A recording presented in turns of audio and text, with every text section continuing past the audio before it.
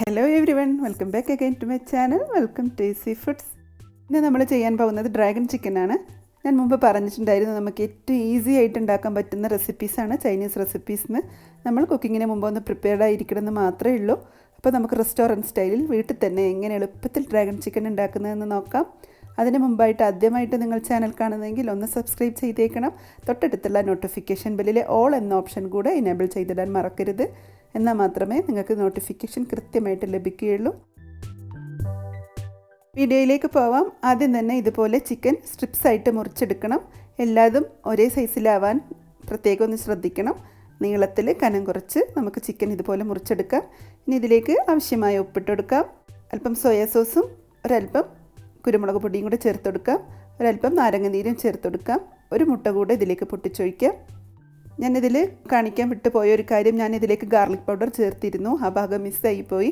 അപ്പോൾ നിങ്ങൾക്ക് garlic powder ഇല്ലെങ്കിൽ നിങ്ങൾക്ക് ഗാർലിക് പേസ്റ്റ് പകരം ചേർത്ത് കൊടുക്കാം. എല്ലാം കൂടെ നല്ലോണം ഒന്ന് മിക്സ് ചെയ്തിട്ട് ഓവർനൈറ്റ് നിങ്ങൾക്ക് ഫ്രിഡ്ജിൽ സൂക്ഷിക്കാം. അതല്ലെങ്കിൽ ഒരു 2-3 മണിക്കൂറെങ്കിലും ഫ്രിഡ്ജിൽ സൂക്ഷിക്കണം. അപ്പോഴേ നമുക്ക് ചെയ്യുമ്പോൾ നല്ല ടേസ്റ്റ് ഉണ്ടാവുള്ളൂ. നല്ലോണം മിക്സ് ചെയ്തിട്ടുണ്ട്. ഞാനിതൊന്ന് കവർ ചെയ്തിട്ട് ഞാൻ ഫ്രിഡ്ജിൽ സൂക്ഷിക്കാൻ പോവുകയാണ്. ഞാനിത് ഓവർനൈറ്റ് ഫ്രിഡ്ജിൽ സൂക്ഷിച്ചിരുന്നതാണ്. ഇതിനി എടുത്ത പാടെ ഇതിലേക്ക് മിക്സ് ചെയ്യരുത്. എല്ലാം കൂടെ ഒന്ന് റൂം ടെമ്പറേച്ചറിലേക്ക് വന്നതിന് ശേഷം മാത്രം മിക്സ് ചെയ്ത് കൊടുത്താൽ മതി. തണുത്ത പാടെ മിക്സ് ചെയ്യരുത്. റൂമിൻ്റെ ടെമ്പറേച്ചറിലേക്ക് വന്നതിന് ശേഷം 1 സ്പൂൺ മൈദപ്പൊടിയും 2 ടേബിൾ സ്പൂൺ കോൺഫ്ലോറും ചേർത്ത് നല്ലപോലെ ഒന്ന് മിക്സ് ചെയ്തെടുക്കാം.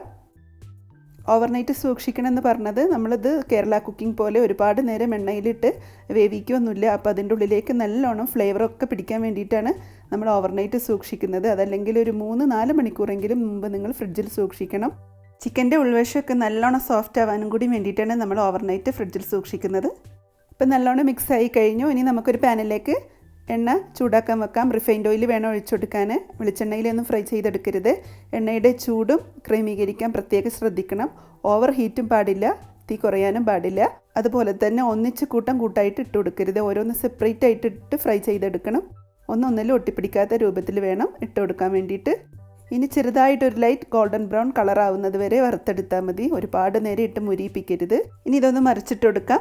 ഇതല്ലാത്ത വേറൊരു രീതി എന്ന് വെച്ചാൽ നിങ്ങൾക്ക് നല്ല കുഴിവുള്ളൊരു കടായിൽ അത്യാവശ്യം നല്ല രീതിയിൽ എണ്ണ ഒഴിച്ചിട്ട് തുടരെ തട്ടിക്കൊടുത്തുകൊണ്ടിരുന്നാൽ മതി. അപ്പോൾ പിന്നെ 2 വശവും ഒരേപോലെ തന്നെ വെന്ത് കിട്ടിക്കോളും. മറിച്ചിടേണ്ട ആവശ്യമൊന്നും വരില്ല. ഞാനിത് കുറച്ച് എണ്ണ മാത്രം ഉപയോഗിച്ചിട്ട് ചെയ്യുന്നത് കൊണ്ടാണ് ഞാൻ ഇതുപോലെ ചെയ്തത്. ഓപ്ഷണലാണ്, നിങ്ങൾക്ക് ഏത് രീതി വേണമെങ്കിലും ചെയ്യാം. നമ്മുടെ ചിക്കൻ മുഴുവനായിട്ട് ഇതുപോലെ വറുത്ത് കോരി മാറ്റാം. ഒരുപാട് ഡാർക്കായി പോവരുത്. ലൈറ്റ് ഗോൾഡൻ ബ്രൗൺ കളർ മാത്രമായിട്ട് വറുത്ത് കോരണം.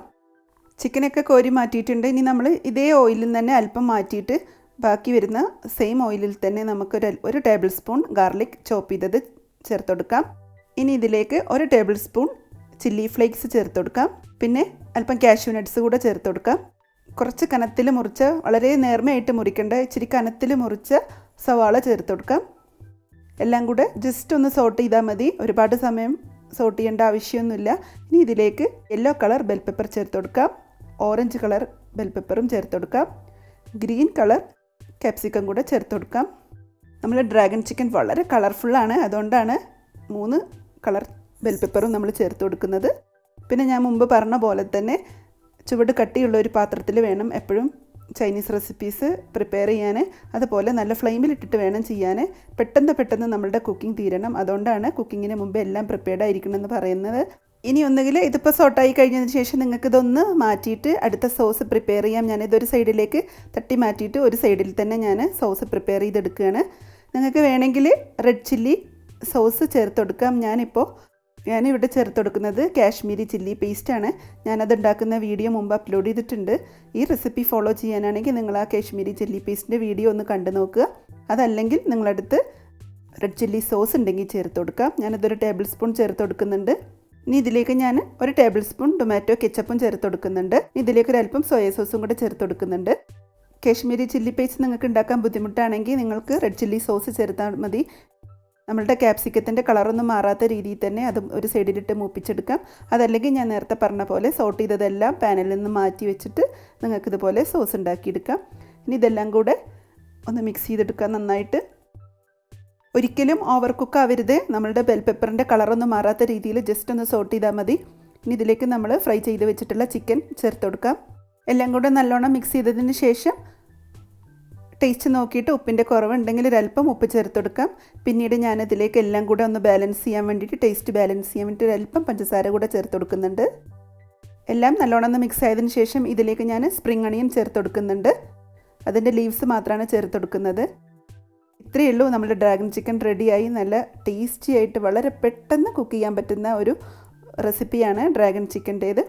അപ്പോൾ എല്ലാവരും ഇതുപോലെ ഒന്ന് ട്രൈ ചെയ്ത് നോക്കുക. ബെൽ പെപ്പേഴ്സും സ്പ്രിംഗ് അണിയൻസൊക്കെ നമ്മുടെ കയ്യിൽ സ്റ്റോക്ക് വേണമെന്നേ ഉള്ളൂ. ബാക്കിയെല്ലാം നമ്മുടെ വീട്ടിലുള്ള സാധനങ്ങൾ തന്നെയാണ്. അപ്പോൾ എല്ലാവരും ഈ റെസിപ്പി ഒന്ന് ട്രൈ ചെയ്ത് നോക്കുക. റെസിപ്പി ഇഷ്ടമായാൽ നിങ്ങളുടെ അഭിപ്രായങ്ങൾ അറിയിക്കണം. നിങ്ങൾക്ക് എൻ്റെ ചാനലിലെ വീഡിയോസ് ഇഷ്ടമാവുന്നുണ്ടെങ്കിൽ നിങ്ങളുടെ ഫ്രണ്ട്സിന് ഷെയർ ചെയ്ത് കൊടുക്കണം. വീഡിയോസ് ഇഷ്ടമാണെങ്കിൽ ലൈക്ക് ചെയ്യണം. Thank you for watching my channel. ഇൻഷാ അല്ലാഹ് മറ്റൊരു ഈസി റെസിപ്പിയുമായി അടുത്ത വീഡിയോയിൽ കാണാം. Till then bye. Thank you.